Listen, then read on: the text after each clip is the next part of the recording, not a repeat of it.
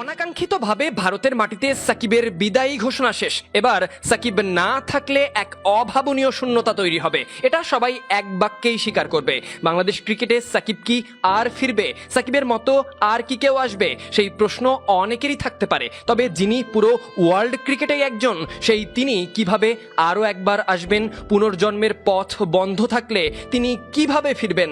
নতুন কেউ আসলেও তিনি ৭৫ নম্বর জার্সির অস্তিত্বকে নিজের সাথে কিভাবে মাখবেন?